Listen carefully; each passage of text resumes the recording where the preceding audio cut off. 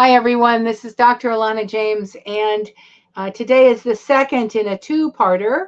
Last time we looked at CVs and resumes, what they needed to have, and one of the outcomes of that session, if you weren't able to join us, was that a coherent understory, knowing what your coherent understory is and how it fits with the aims of the people who will be looking at the documents you are putting out there in order to get a job is important. What do I mean by that? Well, this webinar is based on the work of the World Economic Forum, and they say that there are 10 skills that all of us must have for every job, no matter whether it's from rural farming into engineering or STEM, but every job will need certain kinds of tasks. As the revolution that is rolling over the world in terms of how the world is changing hits all of our tasks. So it's interesting, isn't it? We live in a very interesting time, putting together our best self for a future we can't predict. Well, part of that is just knowing and looking seriously at what others predict, and then trying to pull that into our personal lives. So that's what this one's all about. Thank you for joining me. I find this kind of conversation fascinating because the more we do it, the more we have discussion with each other about it, the more likely, well, I'll do a good job. So starting with some quotes from the World Economic Forum, Malay Yousafzai, who was a Nobel Peace Prize laureate, tells us that often we think that you have to become a prime minister or a president or a CEO to be a change maker. No, you don't. You can bring change at any point, at any age. And that plays into today's conversation because being a change maker is an important task that is the outcome of all these other smaller tasks. So if we can see how our skill set helps us help others propel change, we will be in better shape for future employment. Nico Rosberg, who was a racing champion a few years back, says, failure and setbacks are gifts in a certain way. Because if we didn't have them, we would stay ourselves for the rest of our lives. We wouldn't improve. We wouldn't strive for getting better, for avoiding that suffering in the future. So it's the outcome of that for today's lesson is that you don't necessarily just want to put down all the great things you've done on a resume or CV. You also want to put down the provocative things, the things that caused you to be better, perhaps. And that has to do with the understory. So welcome to today's conversation. Here's how we're going to do it. We're going to look at the 10 different skills, and each skill, a couple of pages, each page, a list of those, how those big skills unpack into smaller things.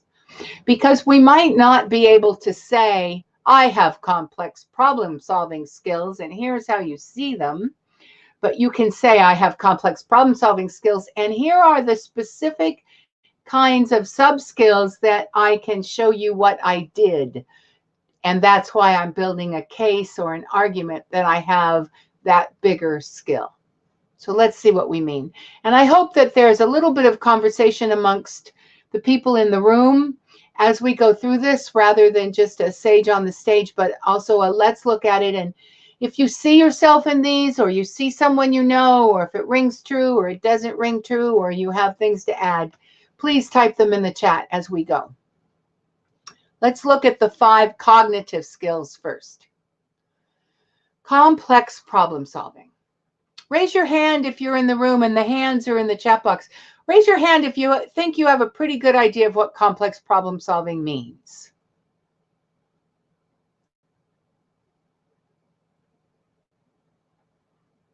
Okay, so we've got a hand or so, 20% or so are saying yes. I think so. I think that's really the right answer, because problem solving is the kind of task that we think we know it until we're up against a problem we can't solve. So what makes a problem complex? And then how do we unpack the complexities so we can say we can solve complex problems? Well, first off, there's a variety of challenges here. One challenge could be the number of variables or moving parts in the problem. And another challenge could be the types of relationships between them. So if you're solving a problem that has 5 moving variables or parts, and if those parts are hierarchical, then you can look at the bottom and you can pretty well guess what the top's going to look like. But if those parts aren't hierarchical, or if they have a complex relationship, if A not B has to go to C kind of relationship, then it becomes much more difficult to predict. And if we can't predict, it's very difficult to quote unquote solve.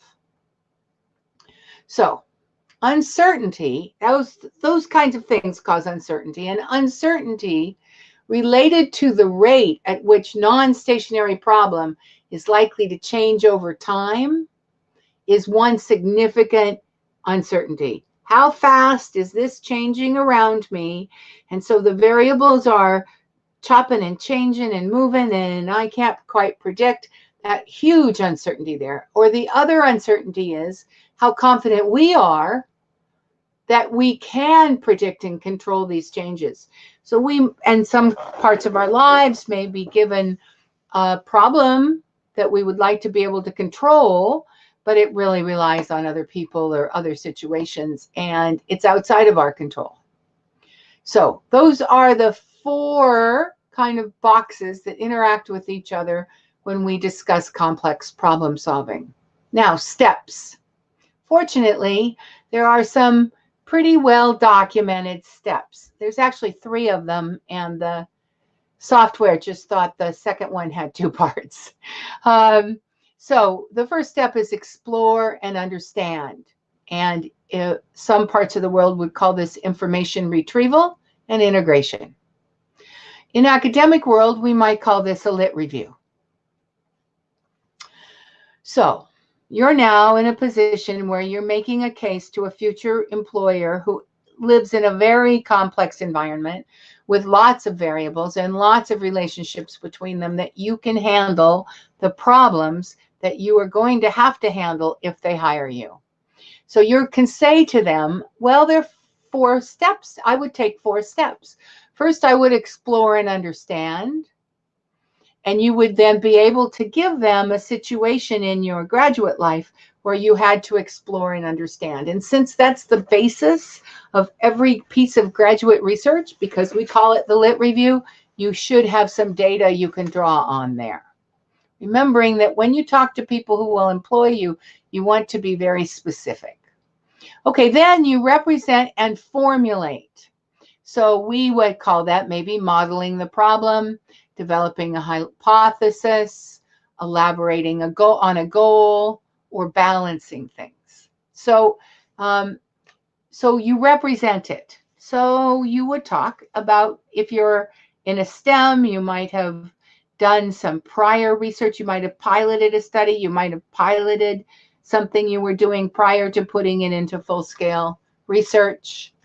These ideas should not be foreign to you, because you are in graduate work, but the way you talk about them, you may want to adopt from these slides. And that reminds me that the slides are in the handouts, so you can have them on hand.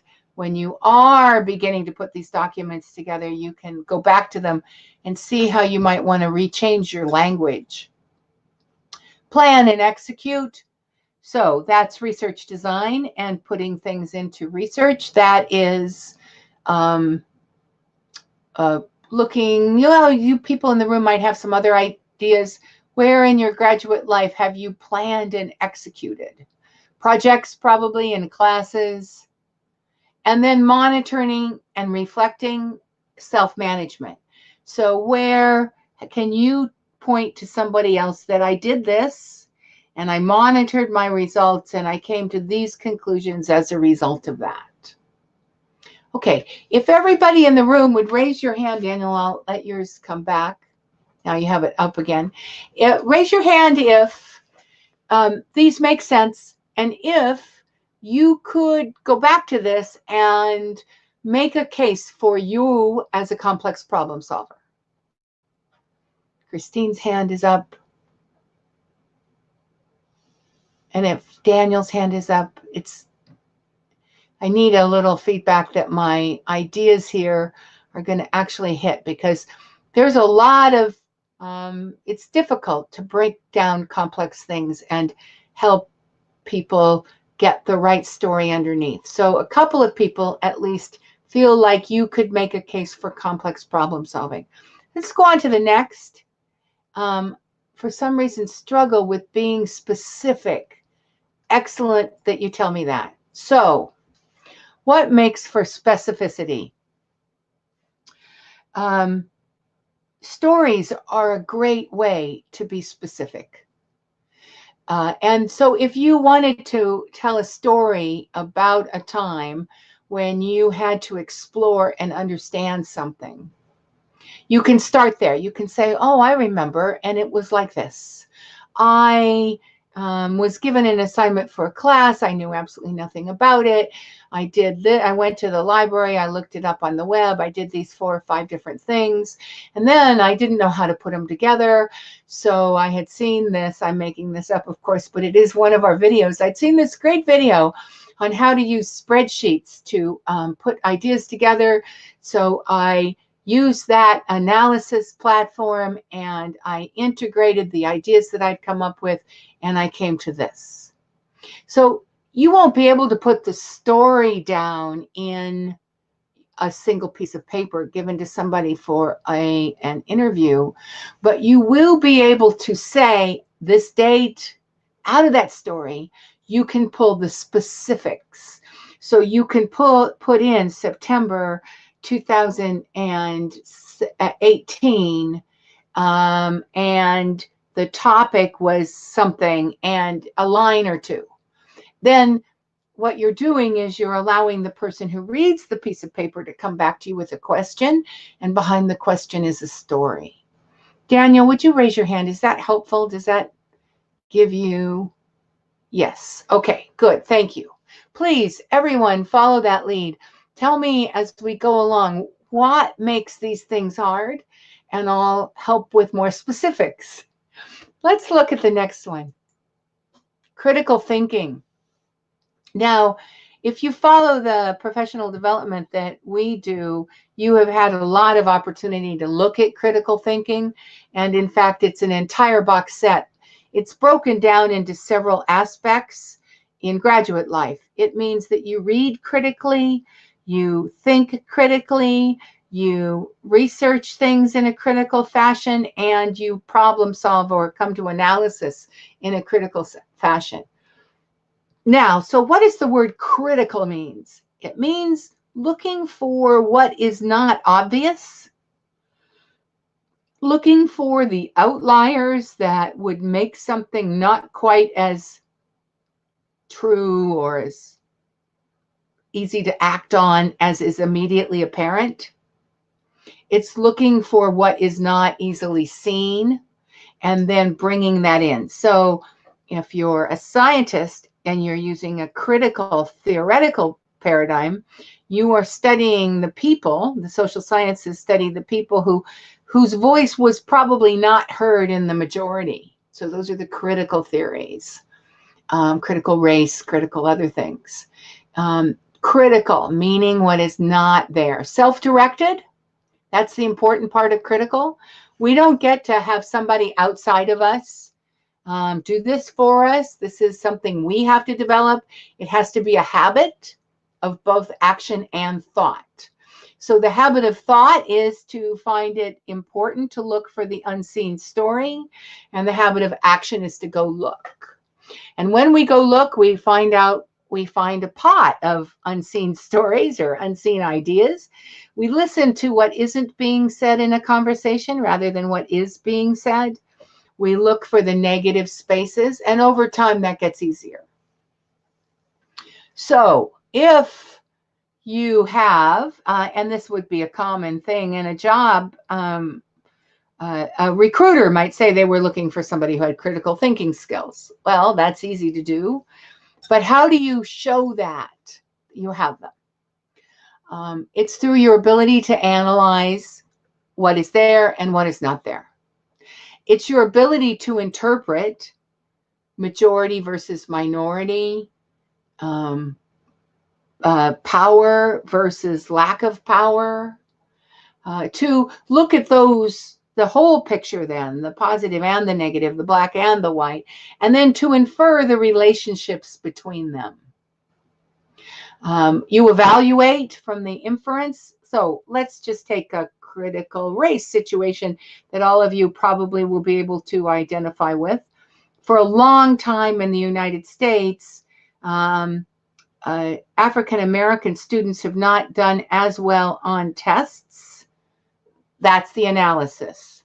But, so what do you have in that analysis? You have test results from majority students and test results from minority students that have led to that analysis. You can interpret those facts a number of ways, but let's just take the interpretation that perhaps the schools that were in areas of the country that had majority Black students were not as well. They didn't have the same level of teachers. Perhaps they didn't have the same level of lots of things. So let's interpret that there is a critical issue here, one of lack of equality.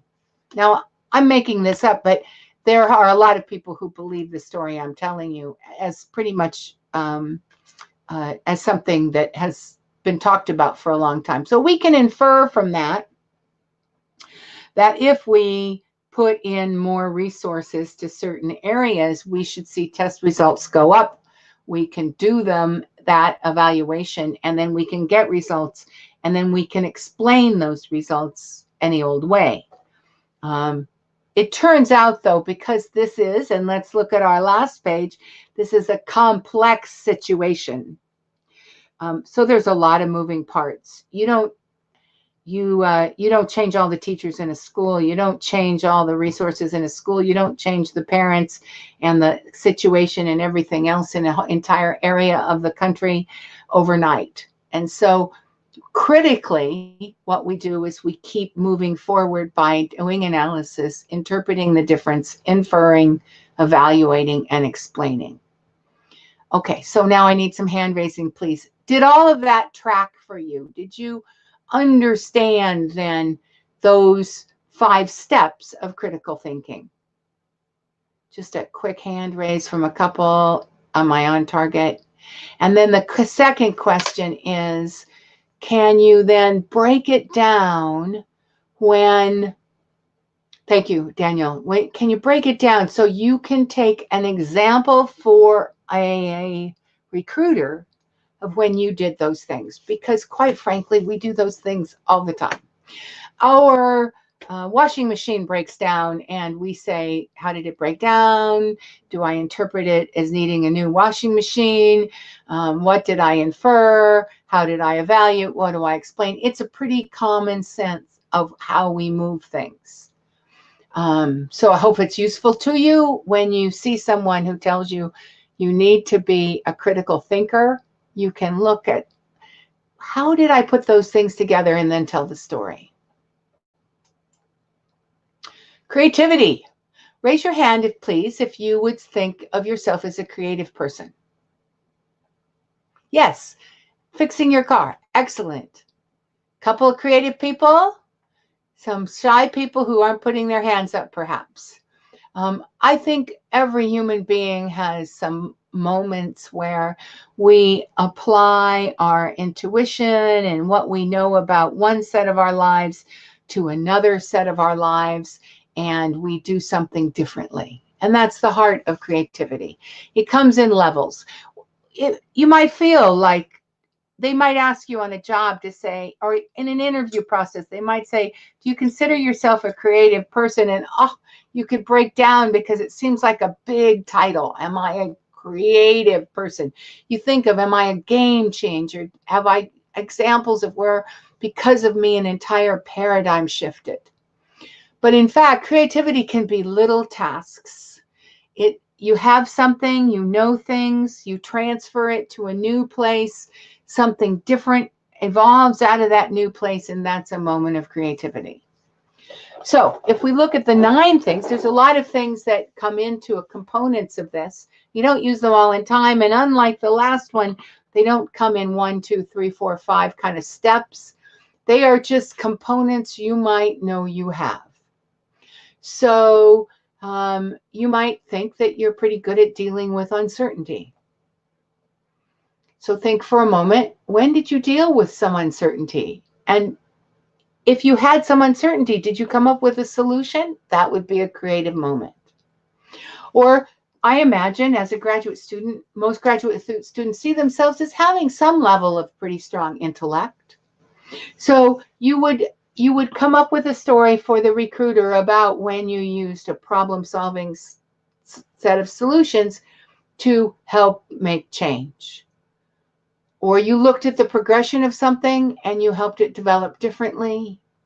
Or you took a moment, you just said, oh, if we could just do this, and you put it into process and look, it worked. Those are all stories about things that you might have done. Now, domain competence is another one that we don't think of in creativity, but when you're really good at something, you can easily move it from one place to another. So domain competence is, if I can talk about Adrian. Adrian has a lot of competence when it comes to finding new digital tools and helping all of the professional development at DoctoralNet be on target with new things that are happening. If you didn't see the group that she ran a few weeks ago, it was excellent for that. Okay, so because she does have this wide background of what's going out there in technology, when we have something that could be solved with technology, her competence helps all of us be creative with it. Originality is the tougher one. What is really original? Probably very little that we do.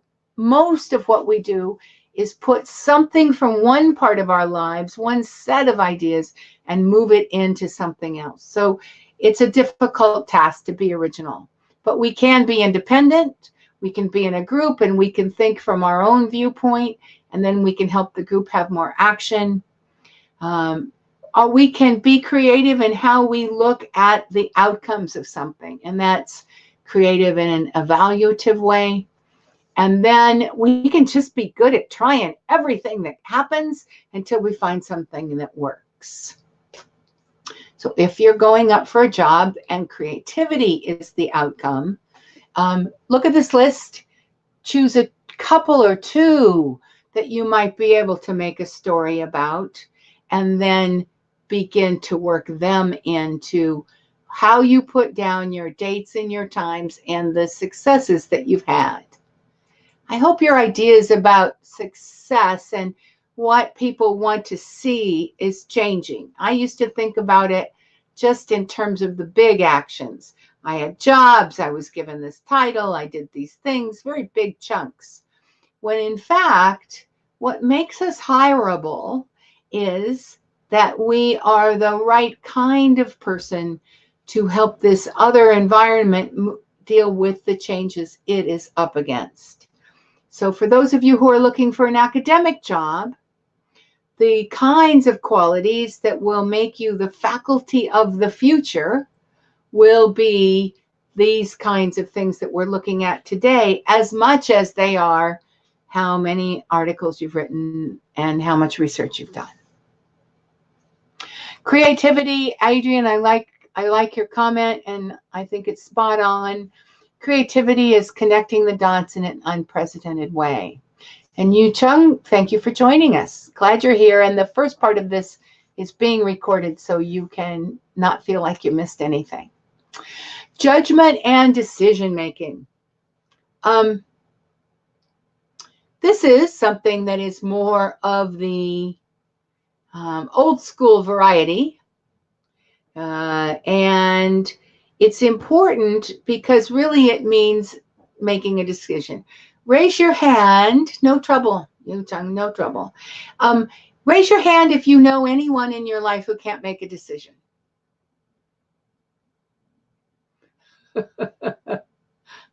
It's very difficult. It's very difficult. People come and they say, oh, should I do this or should I do this? And then you tell them what they think, and then they have a million other reasons they should do something different. No one wants to hire that person. That person slows down an entire team because they can't do it, move forward, do it, move forward. Now, there are some things that that person is probably good at that we all need to be good at too. Don't get me wrong, and those are on the attitudinal side. But the inability to make a decision is not something that's a hireable skill. So you want to be able to craft your documents to show that you have the ability and capacity to make decisions, that you put thought behind those decisions, that your choice was based on something that you can point to and discuss, and that you that ability and your ability to make decisions ended up in a response to a goal where achievement was done. So this is definitely backward tracking from achievement to show the judgments and decisions that went into making that achievement. And then the big one that is this one, this is the other side. The person who can't make a decision might be very cognitively flexible. Probably so much so. This is the paradigm. And the paradigm causes us, it's the yin yang symbol, the black and the white.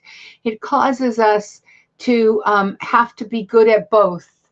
It's an and both situation. We must be able to make decisions. We must be able to move forward, but we must also be cognitively flexible. We don't live in a world where we will be successful if we only carry forward all the decisions we have made in the past as the way it is, because it is not that way. Things are changing much too fast. So inherent in the ability to change thought and action is the need to fit a circumstance, to look for data that is the outlying data. So you can see how these 5 cognitive tasks come together, to look at the outlying data and to say, uh-oh, something's up here. I may need to be open to change. I may need to critically analyze the parts that aren't working. And then, so I give attention to circumstance and the need to change. I deconstruct that circumstance. That's part and parcel to critical analysis. I update my ideas, my beliefs, and my attitudes. And that's the hard thing, isn't it? None of us do that easily. But it's a skill we must grow with. And then from this expanded awareness, we end up with greater flexibility. Now, I'm going to say that you as a graduate student have a leg up on showing this one if you can bring it into your CVs and resumes. If you can even put down developed cognitive flexibility, and so somebody had to ask you about it and you had a good story about it, you would be pinning down without even having an exact understanding of the requirements of the our constraints of the context into which you were applying to work, because we never know, do we? When we apply for work, we never know the constraints of that job we're about to get. But if we show that we can be flexible and we tell a story of how that ended in expanded awareness and we could move on, probably this is the single biggest thing for most work environments. Now, I'm just going to ask you to think about your lives and the work environments you know well. And raise your hand, please, if you can identify someone or a set of circumstances in that environment that isn't working so well right now. Maybe it worked well in the past, but it isn't working so well right now. And then, is it a cognitive flexibility thing? Is there a person or a circumstance that isn't changing with the times? And is that causing breakdown?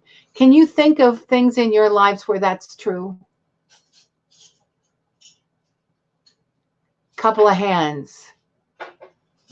It is frequently true. In your universities, I know it is true. If you are a doctoral student, you probably have other doctoral students hopefully not you, but hopefully somebody you know may be having challenges with their supervisors, and their supervisors may be working out of some cognitive inflexibility. Or you may have gone to a class where the class is taught as though the technological changes that are impacting that particular topic don't exist. That's another sign for cognitive inflexibility. It's everywhere. And it's one that if we tie it together, we're ahead of the game. Okay, before I move into attitudinal skills, I'm going to go backwards. And I'm going to go into the list so you can see the whole list together. Let's chat for just a minute, and just 2 or 3 minutes here before we go into the soft skills. Do you see the relationship between these things? And do you see where having a story is a good underpinning? And to what extent what here is still hard? Let me put it that way. What here is still hard? Or do you think you can build a case in the next document you write that you have those 5 skills?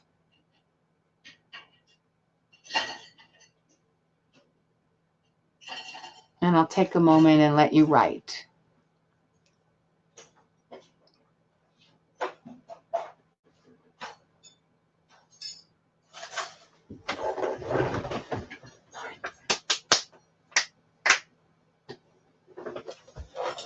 I think I can. Number 4 is the hardest.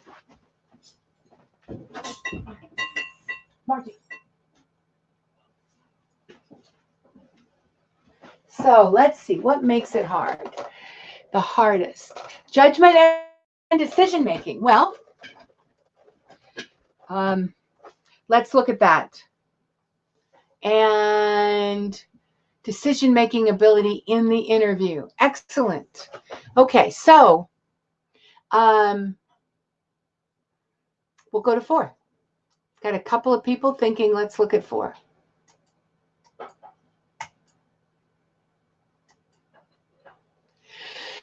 I would call judgment and decision-making putting a line in the sand.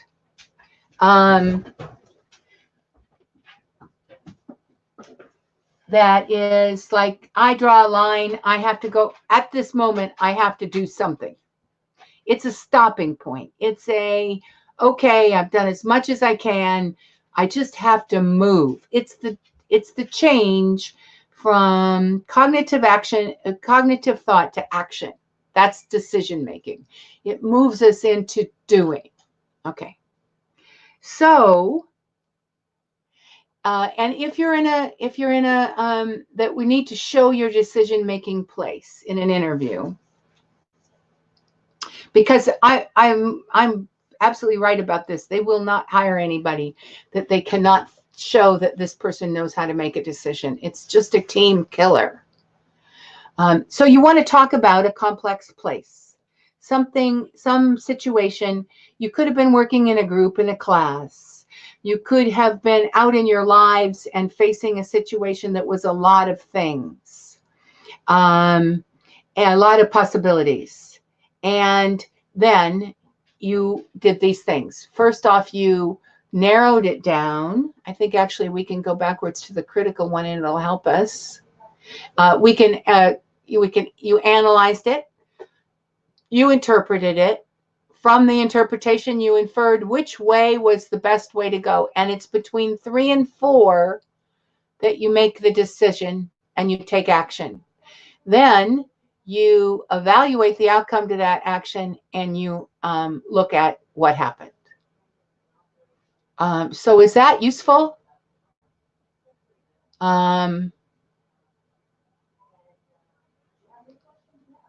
Thinking is easy, making the change in reality and accepting change as a constant may be a lot harder. Yes, but what we have to do is, for an interview, is pin down a story that's believable, that is something that comes from our lives that we can speak with power. So it doesn't even have to be a big something. You can look at these steps and you can say, and then at this point, I went forward and I did these things. And maybe I could even, to throw in this one, maybe I even put some creativity in the middle. And then I came up with this decision. Is that useful? I'll let you write for a second. I'm going to.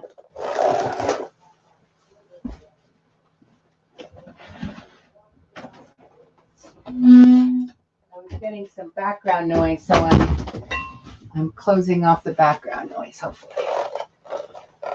Okay, helpful. Any other things before we move on?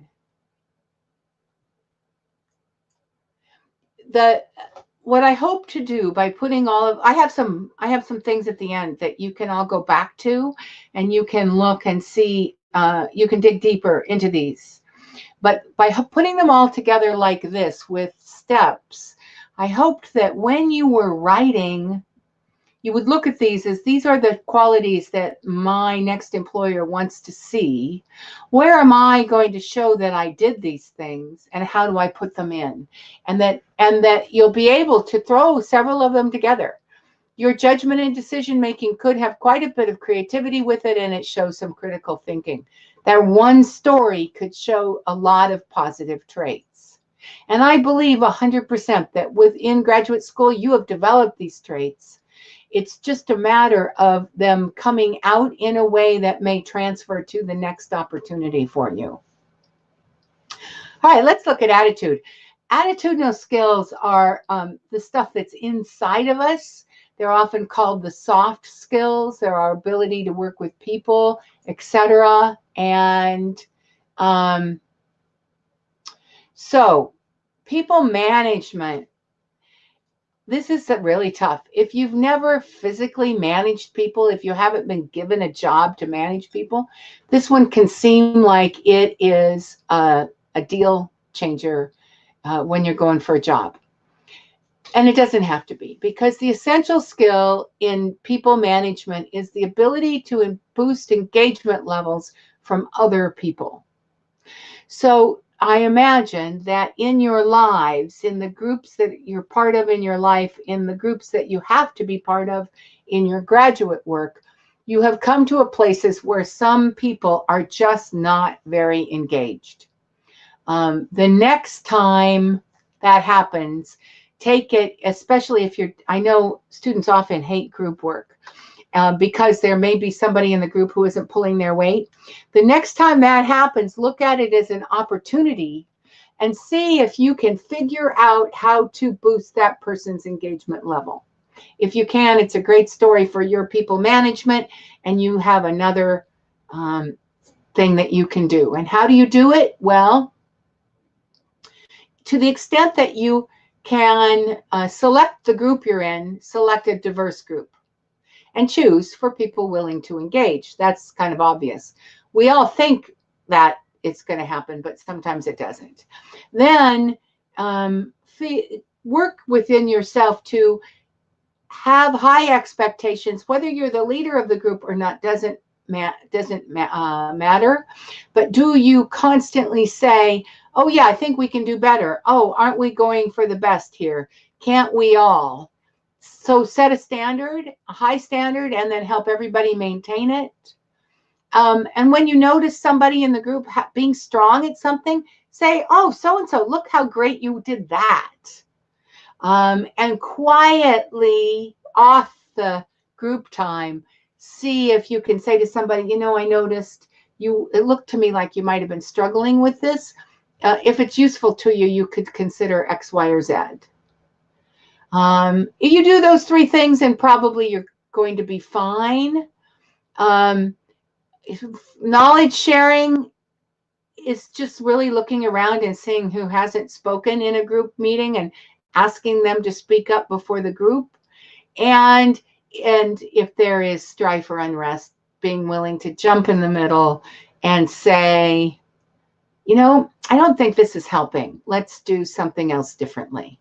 Those are the skills of project management. They aren't unusual. And there may be lots of opportunities where you have seen those skills.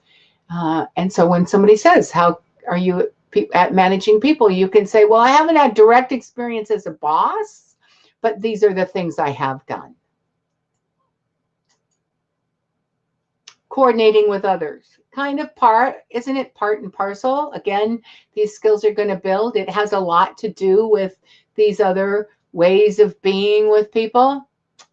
So we all are social actors, and we may have different spaces in time in which we act differently, and these actions may coordinate or they may cause discord. Mechanisms for change or action may be different, but they do involve the same things we've seen before. So prediction, communication, nonverbal communication, looking at what somebody's looking at, sharing emotional states, or joint attention. And we're going to see those come up again. The nonverbal communication and sharing emotional states are also part of being emotionally intelligent, which comes up in a minute. So this will look familiar. Analyzing the status quo, communicating desires and constraints. Now you're back in a group again, coordinating the plan, setting a schedule, and then helping hold people to the schedule. Adrian has given us some great links for case interviews, taking a look at. Excellent. Thank you, Adrian. And interviewing. Excellent. So McKinsey.com. For those of you watching by recording, it's McKinsey.com/careers/interviewing/electrolyte. Emotional intelligence. This is such a hard thing. We are very different about whether or not we grew up in families where we had to take each other's feelings into account, or whether we had circumstances that caused us to be able to read what's on somebody's face or feel the tension in the air and know that something is up. Some people have it, some people don't. But everybody can get it by breaking it down. So if you don't feel like you have a lot of emotional intelligence, it may be something that you want to read up on and see what the steps are.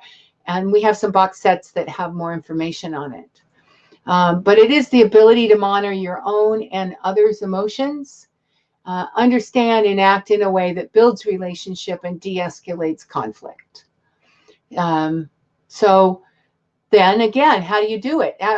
Somebody say emotional intelligence is up for the job. What could you possibly talk about? We'll talk about any one or more of these 5 things. When you worked with another person to build collective goals, that's emotional intelligence.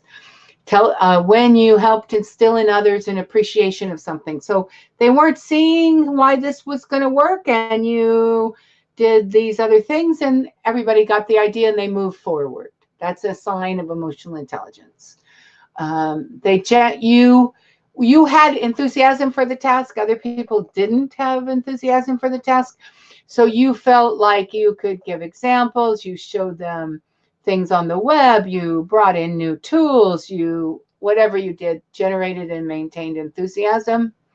Or you were up against somebody and they were just dragging their feet. They weren't going to move. So how did you get them to be flexible? How did you get them to establish an identity with the work you were doing with them? Each one of these is a kind of task. There are many others, but for jobs, These are the ones that will be a story. If you can tell those stories, you can make a case for your own emotional intelligence. Service orientation. We all want to work with people who are there for other reasons than their own personal gain. It's just true. This is so you want to be a service-oriented person. You want to be a service-oriented leader.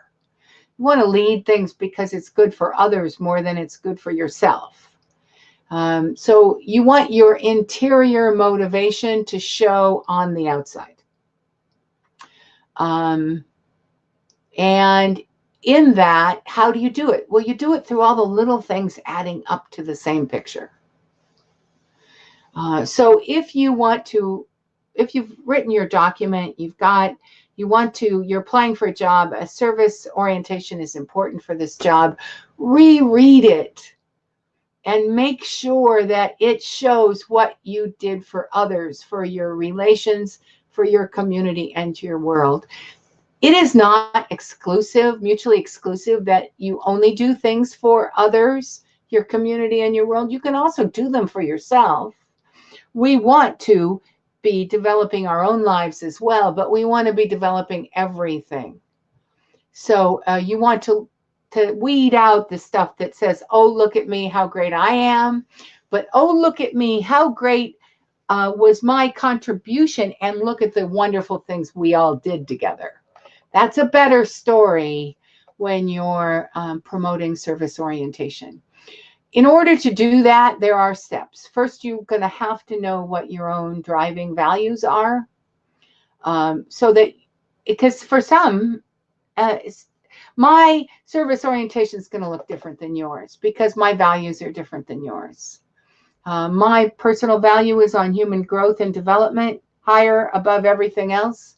So because that's my driving value, I would tell a story of how I helped others develop their growth. An ethical stance, when is it okay that you're helping others, and when do you have others need to help themselves? That would be in my ethical stance. What kinds of leadership opportunities was I given? And if I was leading from the middle, as most of you will be because you're of just where you are and your status in life, how did you take leadership from a middle position? And then what kind of outcome did you have? If it isn't a great outcome, how are you going to do better next time? It is fine to be telling stories that didn't all turn out perfectly, as long as you have interiorized the lesson and you can say how it's going to feed back another time. And welcome again to the people who are joining us. It's difficult at this time of year when different people are on different time zones, knowing when to come in. If you just joined us, it is recorded and you'll be able to go back for the ones that you missed. Okay, negotiation is two types. We're not going to talk about one type. The distributed negotiation is, I'm selling my house. I want the best possible price for my house. I'm going to negotiate until you give me the best possible price I'm going to get out of you. And then that we're done, you'll never see me again. That's just fine. That's distributive.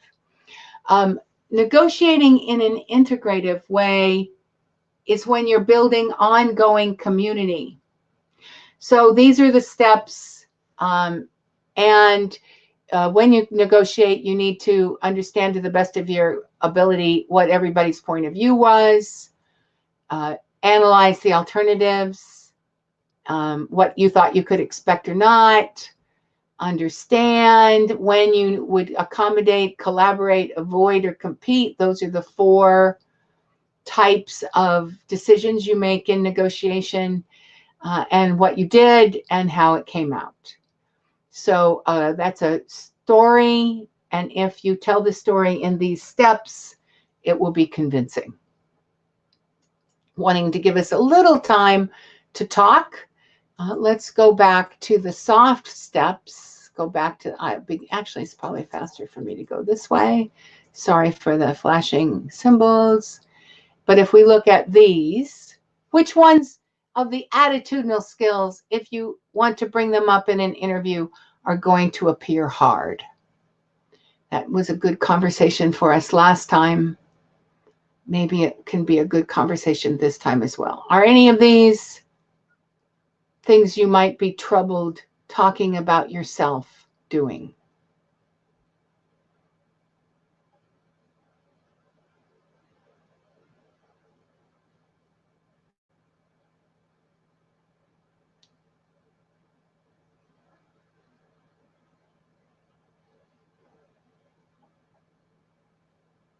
You all got it down. That's okay. If you have it down and you're okay, let me know. I'll go on and I'll show you the things that, couple places you might want to go if you want to dig deeper into this.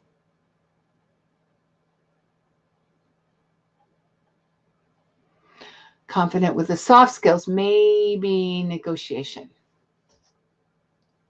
Negotiation needs an example.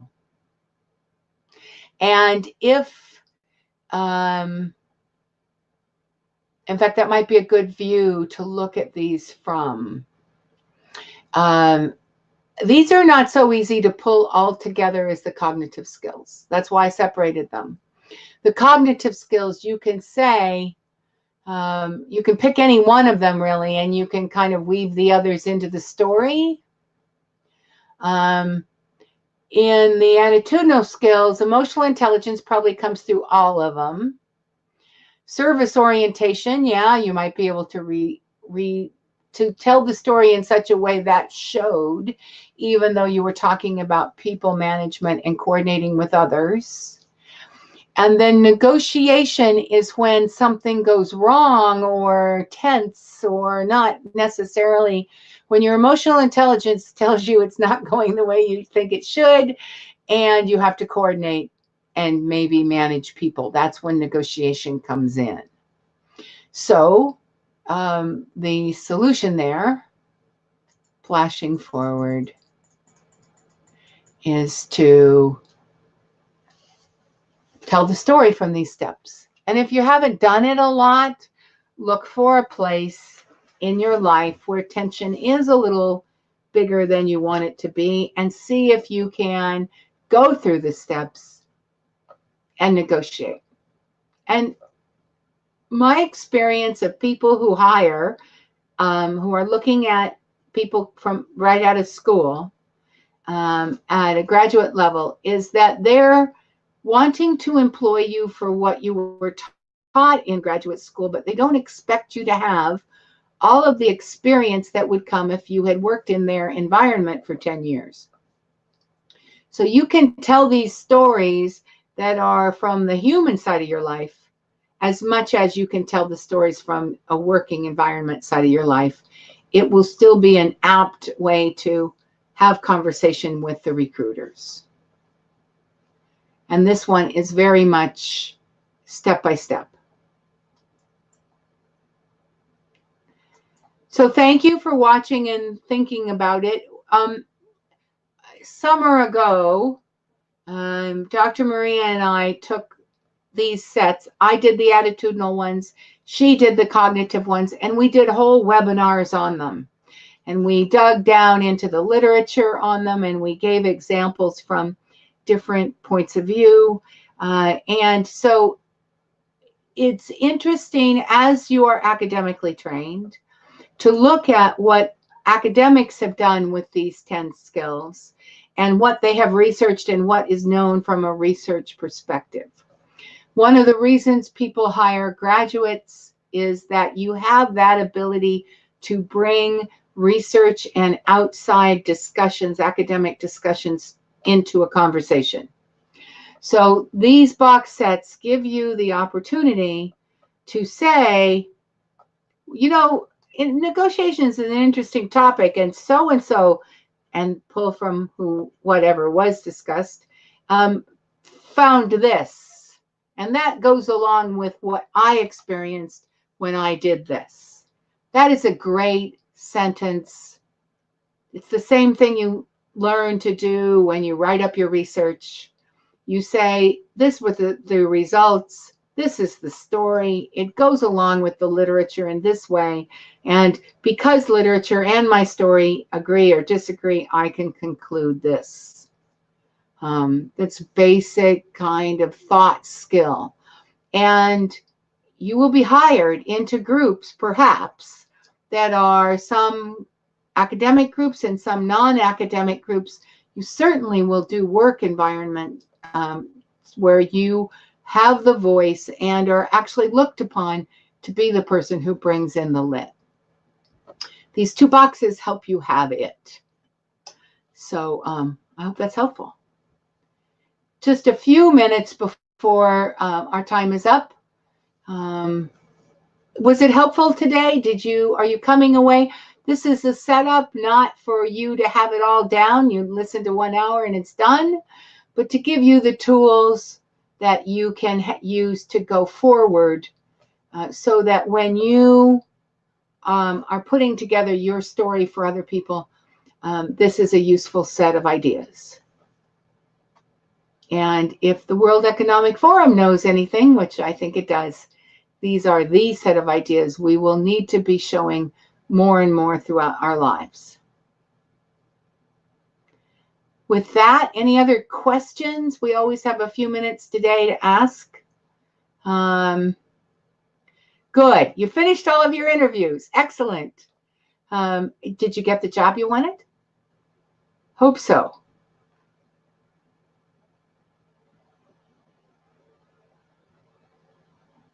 And these will help with work.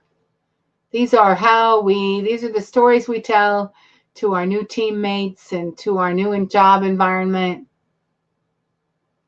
Oh, good. Okay. So it could be even better. Well, good luck with it even better if that's what you want. May you go on to just exactly the right thing for you. That's what we wish for all of you. Okay, then. Thank you so much for your attendance. If you're staying around, the group coming up is going to be an interesting one. Well, I'll be back in 15 minutes for that. And we're talking about how methodology is changing. Again, it's a changing world, not just what we do, but how our research goes. And that's the next discussion. Until then, or until the next time I see you in a webinar, thank you so much for being here.